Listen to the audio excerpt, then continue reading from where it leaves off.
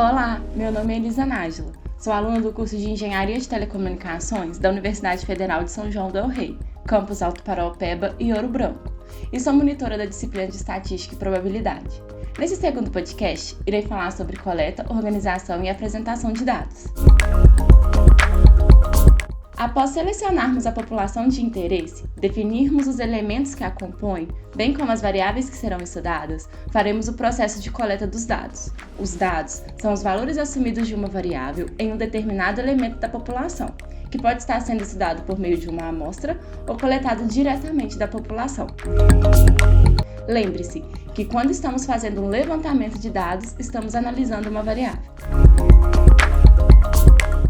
Os dados brutos são os dados coletados sem ordenação, sem organização. Quando ordenamos eles de forma crescente ou decrescente alfanumericamente, esses dados brutos se tornam dados em rol ou elaborados. Preste bastante atenção.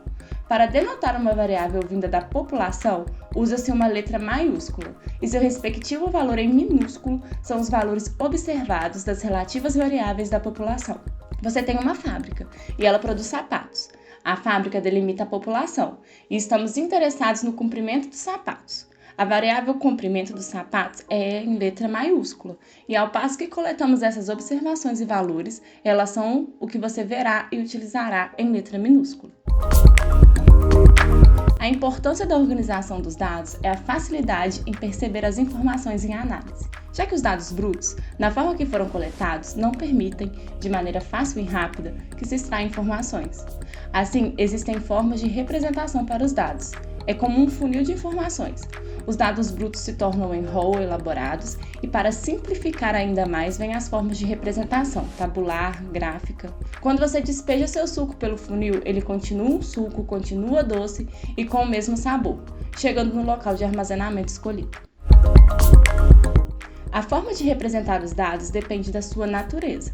Assim, em algumas variáveis quantitativas ou qualitativas, não conseguimos informações e valores por meio de dados em rol. Fazemos a apresentação tabular com a distribuição de frequência simples ou frequência absoluta, que representa o número de vezes que determinado valor foi observado. Outras frequências podem ser adicionadas na tabela, como a relativa, a percentual, a acumulada. Nas variáveis quantitativas contínuas, usamos o agrupamento dos valores observados em intervalos de classe, devido à natureza da variável em assumir valores na reta real.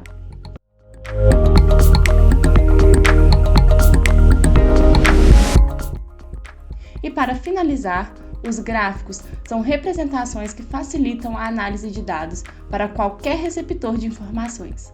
Eles trazem muito mais praticidade, principalmente quando os dados são números consideravelmente grandes.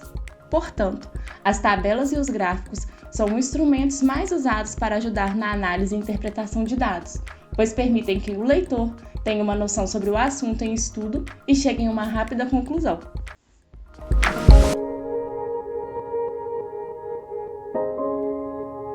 Esse foi mais um podcast. Bons estudos!